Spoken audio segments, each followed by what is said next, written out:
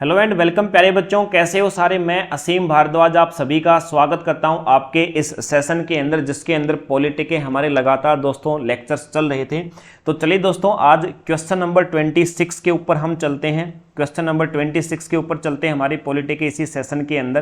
Question में आपको कहा गया है, भारतीय संविधान में मौलिक अधिकारों की अवधारणा किस देश से ली गई है। Concept of fundamental rights in the Indian constitution has been taken from which country. देखो दोस्तों, भारत के संविधान का जो भाग 3 है ना, जो पार्ट 3 है, जिसके अंदर आर्टिकल 12 से 35 हैं दोस्तों, तो वो भाग 3 के अंदर मौलिक अधिकार हैं, फंडामेंटल राइट्स हैं जो हमें मिले हुए हैं, अपने अधिकार मिले हुए हैं दोस्तों। तो ये भारत के संविधान में किस देश के संविधान से लाए गए हैं? ये आएगा दोस्तों United State of America, USA से। इसके बाद दोस्तों अगला क्वेश्चन आपको कहता है, in which of the following schedules of the constitution is defined the administration of scheduled caste. संविधान की निम्नलिखित में से किस अनुसूची में अनुसूचित जातियों के प्रशासन को परिभाषित किया गया। यानी कि दोस्तों देखो, भारत के अंदर जितने भी शेड्यूल्ड कास्ट हैं, अनुसूचित जातियां हैं, उन जातियों के ऊपर किस प्रकार से प्रशासन करना है, क्या उनको छूट देनी है, नहीं देनी है दोस्तों, इसके ऊपर शासन के लिए हमारे संविधान की कौन सी अनुसूची में बताया गया। देखो, भारत का संविधान जो है दोस्तों, आप सारे के सारे जानते हो, 25 भागों के अंदर बटा हुआ है, 12 अनुसूचियों में बटा हुआ है, बहुत सारे आर्टिकल्स हैं। तो दोस्तों कौन सी अनुसूची के अंदर शेड्यूल्ड कास्ट के बारे में बताया गया है, ये आपसे इस क्वेश्चन के अंदर, ये आपसे दोस्तों इस क्वेश्चन के अंदर पूछा गया है। और आप सारे के सारे बच्चे इसका आंसर मुझे पता बहुत पहले से जानते होंगे, क्योंकि क्वेश्चन ये आपका पहले भी आ चुका है। तो दोस्तों यहां पर आपका सही आंसर होएगा, आंसर सी आएगा दोस्तों, 6th शेड्यूल, 6ठी अनुसूची। इसके बाद सर अगला क्वेश्चन है, how many subject have been included in the concurrent list at present. देखो दोस्तों, हमारे जो किसी भी कोई भी विषय जिस पर कानून बन सकता है, यानी जितने भी विषय हैं, जितने सब्जेक्ट हैं जिन पे कानून बन सकते हैं, तो दोस्तों अब राज्यों के बीच और केंद्र के बीच झगड़ा ना हो कि इस विषय पर मैं कानून बनाऊंगा, इस पर मैं कानून बनाऊंगा, इसलिए विषयों को 3 सूचियों में बांटा गया है, 3 लिस्ट बना रखी हैं। तो दोस्तों यहां बोला है कि समवर्ती सूची जो है ना, उन 3 लिस्ट में से जो कंकरेंट लिस्ट है, इसमें कितने विषय हैं? इसमें विषय हैं दोस्तों 52 विषय हैं इसके अंदर।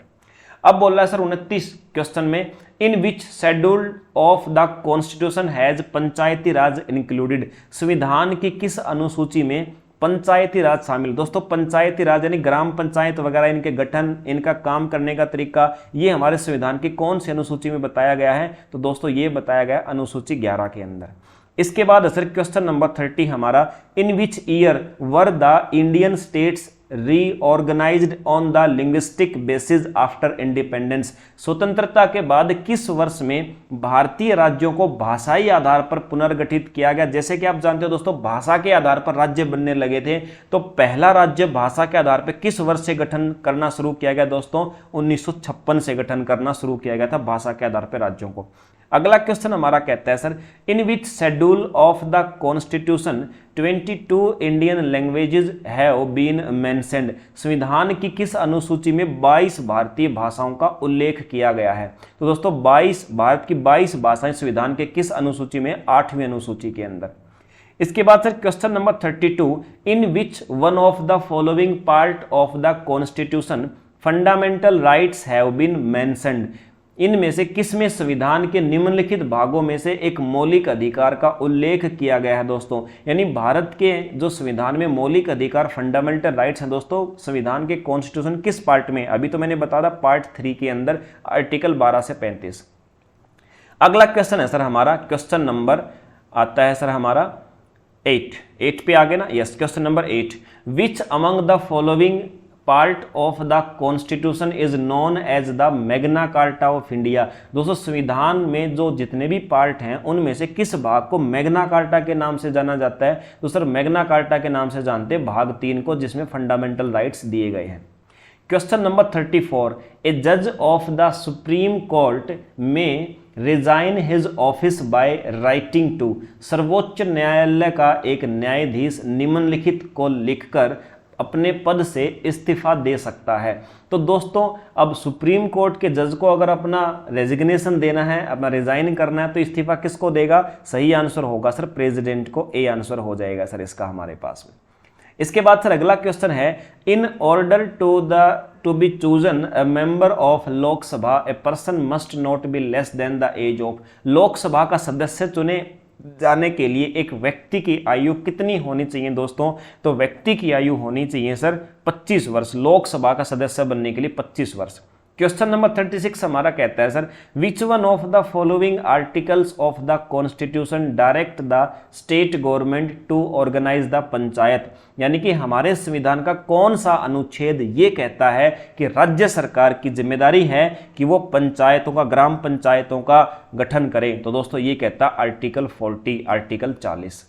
उसके बाद अगला क्वेश्चन है sir, the concept of directive principles of state policy was taken from which country. राज्य के नीति निर्देशक तत्व दोस्तों, इसकी अवधारणा किस देश से ली गई है? आप जानते हैं सर, भारत के संविधान के अंदर नीति निर्देशक तत्व दिए गए हैं जो कि आपके भाग 4 के अंदर हैं दोस्तों। आर्टिकल जो आपके 36 से 51 तक हैं दोस्तों।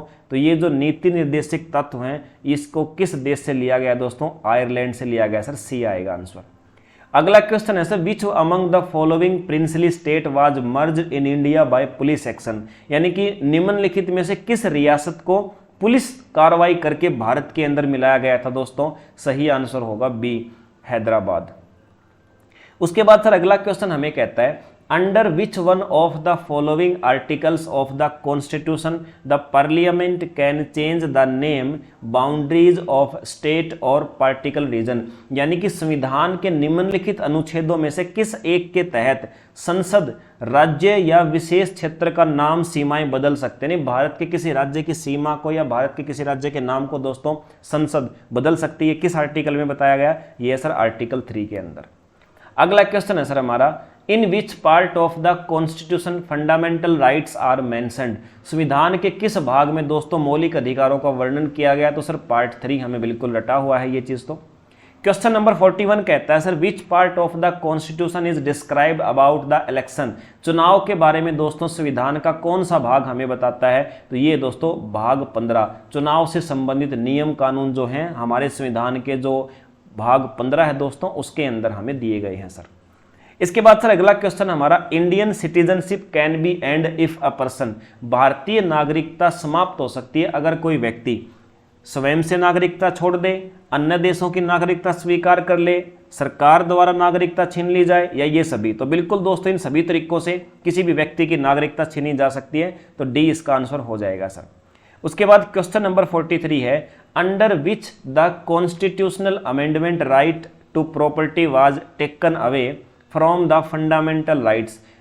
किसके तहत, संविधान संशोधन के तहत संपत्ति के अधिकार को मौलिक अधिकारों से छीन लिया गया? देखो दोस्तों, पहले आप सारे जानते हो कि सर पहले जो संपत्ति का अधिकार था ना दोस्तों, वो संपत्ति का अधिकार हमारा मौलिक अधिकार माना जाता था। यानी ऐसा माना जाता था कि भाई ये हमारा फंडामेंटल राइट है, हम संपत्ति रख सकते हैं कितनी भी अपनी मर्जी से, किसी को दें तो दें ना तो ना दें। यानी कि सर इसको हम अपना मौलिक अधिकार समझते थे। लेकिन बाद में दोस्तों इसको मौलिक अधिकार से हटा दिया, संविधान के अंदर एक अमेंडमेंट किया गया, एक संशोधन किया गया।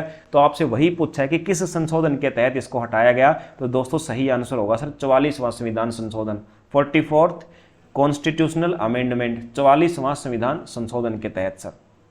ओके, इसके बाद सर अगला क्वेश्चन हमारा, which among the following articles are provided right to freedom. निम्नलिखित में से कौन सा अनुच्छेद स्वतंत्रता का अधिकार प्रदान करता है? तो दोस्तों स्वतंत्रता का अधिकार प्रदान करता आर्टिकल 19 से 22। जो हमारे मौलिक अधिकार हैं दोस्तों, आप जानते हो कई प्रकार के हैं, उनमें से एक मौलिक अधिकार हमारा है स्वतंत्रता का अधिकार। तो ये हमारे संविधान के आर्टिकल अनुच्छेद 19 से 22 में दिया गया है दोस्तों।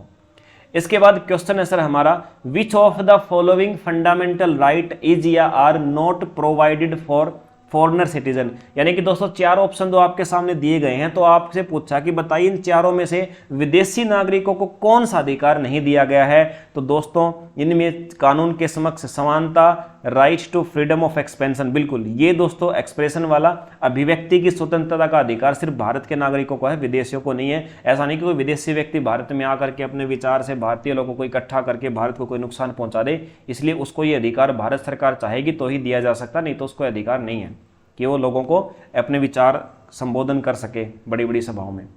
इन which article the constitution freedom of press has been included. संविधान में प्रेस की स्वतंत्रता को किस अनुच्छेद में शामिल किया गया दोस्तों? जो प्रेस की स्वतंत्रता है दोस्तों उसको किया गया आर्टिकल 19A के अंदर। इसके बाद सर अगला क्वेश्चन है, in which amendment of the constitution right to property was taken away from the list of fundamental right. फिर से दोस्तों अभी मैंने एक क्वेश्चन करवाया था, फिर से रिपीट कर रहा हूं क्योंकि इंपॉर्टेंट क्वेश्चन है कि भी संपत्ति के अधिकार को मौलिक अधिकार से किस संविधान संशोधन द्वारा अलग किया गया था? 44वें संशोधन के द्वारा दोस्तों। क्वेश्चन नंबर 48 है आपका, और इसमें आपको कहा गया under which article makes the right to education for children of the age group of 6 to 14 year a fundamental rights. किस अनुच्छेद के तहत 6 से 14 वर्ष के आयु वर्ग के बच्चों के लिए शिक्षा के अधिकार को मौलिक अधिकार बनाया गया दोस्तों? यानी 6 से 14 वर्ष की आयु की जो शिक्षा है वो उनका मौलिक अधिकार है, वो उनको मिलनी ही मिलनी चाहिए दोस्तों। ये हमें किस आर्टिकल में मिलता है? ये मिलता है आर्टिकल 21A के अंदर दोस्तों। इसके बाद sir question number 49, which of the following article can't be suspended during the emergency. निम्नलिखित में से कौन सा अनुच्छेद आपातकाल के दौरान निलंबित नहीं किया जा सकता? यानी कि दोस्तों दो आर्टिकल ऐसे हैं जिनको अगर कितनी भी इमरजेंसी पड़ जाए भारत के ऊपर, उन दोनों आर्टिकल को हटाया नहीं जा सकता। बाकी के जितने भी अधिकार हैं नागरिकों के, उन सारे अधिकारों को गवर्नमेंट सरकार छीन सकती दोस्तों। तो ये हैं आपके आर्टिकल 20 और आर्टिकल 21, यानी कि डी आंसर इसका सही होगा सर। इसके बाद दोस्तों अगला क्वेश्चन हमारे पास है sir, in which constitution amendment right to education for children of the age group of 6 to 14 years has been made a fundamental right। किस संविधान संशोधन में 6 से 14 वर्ष के आयु वर्ग के बच्चों के लिए शिक्षा के अधिकार को मौलिक अधिकार बनाया गया? यानी कि दोस्तों पहले आपसे क्या पूछा था? पहले आर्टिकल पूछा था कि किस अनुच्छेद के तहत ये है, अब पूछा कौन सा संविधान में संशोधन करके ये लागू किया गया। तो संविधान में किया था दोस्तों 86वां संशोधन 2002 किया था, और उसके तहत ये संविधान में अधिकार दिया गया था कि 6 से 14 वर्ष की आयु के लिए बच्चों को शिक्षा का अधिकार है, ये मौलिक अधिकार है, ये सरकार को उसको निःशुल्क देना ही देना पड़ेगा। ठीक है, चलिए दोस्तों, तो ये आज का सेशन था। आज के हमारे 25 अनदर इंपॉर्टेंट क्वेश्चंस इस सेशन के साथ दोस्तों कंप्लीट होते हैं। इसके बाद फिर से आपसे मुलाकात होगी अगले सेशन के अंदर। तब तक के लिए जय हिंद।